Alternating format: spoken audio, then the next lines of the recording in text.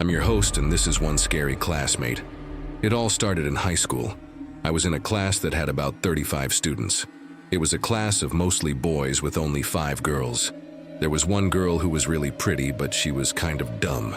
So pretty much every guy in the class had a crush on her.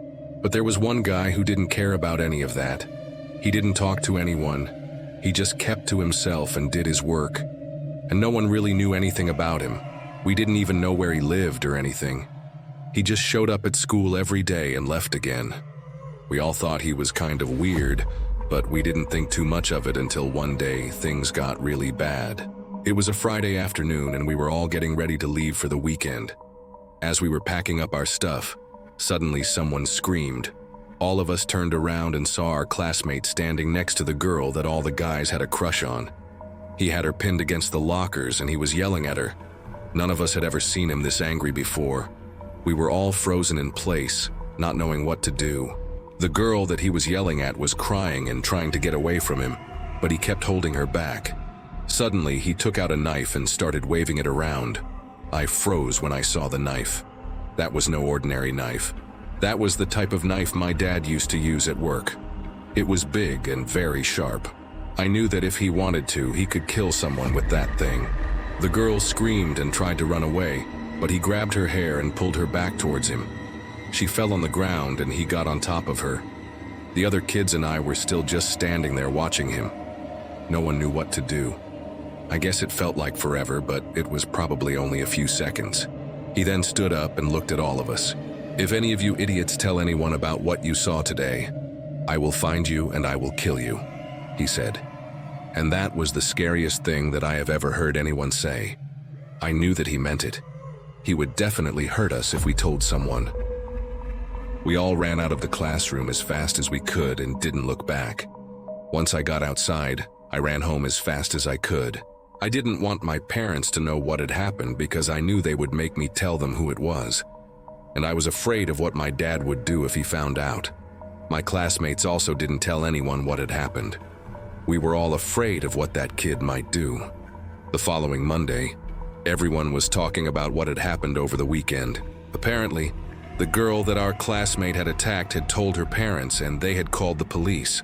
Our school was now under police surveillance and they had questioned all of us. I lied and said that I didn't know what had happened.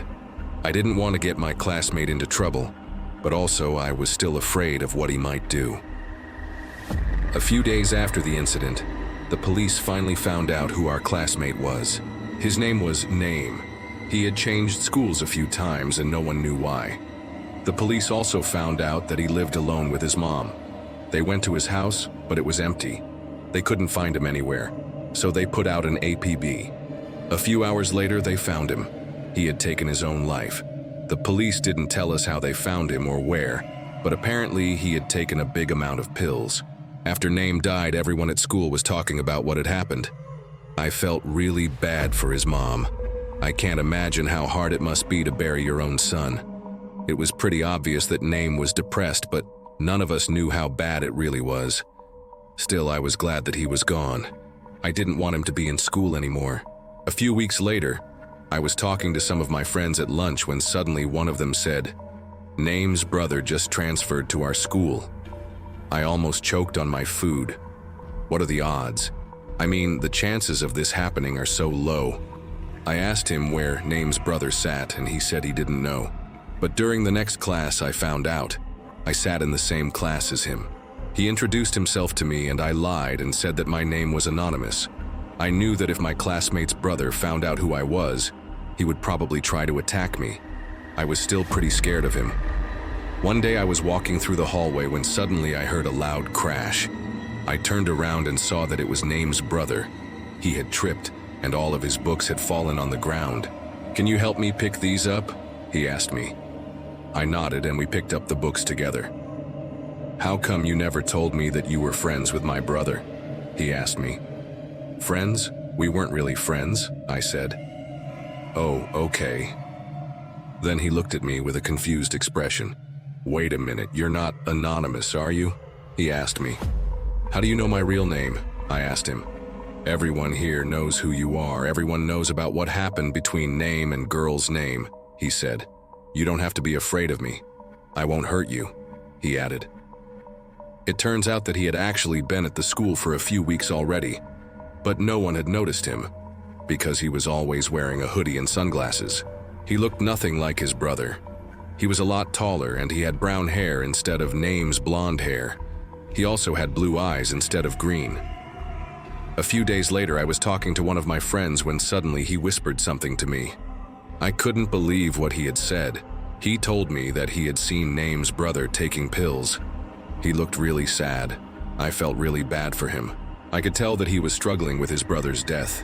I knew that I had to do something, so I talked to one of our teachers and told her what I had seen. She was very nice and talked to him. Apparently, he had been taking antidepressants since his dad died when he was little. When his brother killed himself, he started taking even more pills than usual. But after our teacher talked to him, he promised to seek help. Some people may say that I did the wrong thing by telling the teacher, but I just couldn't see him suffer like that. I'm just glad that he's doing better now. Thanks for listening to my story. Please share your thoughts below and remember to subscribe for more content.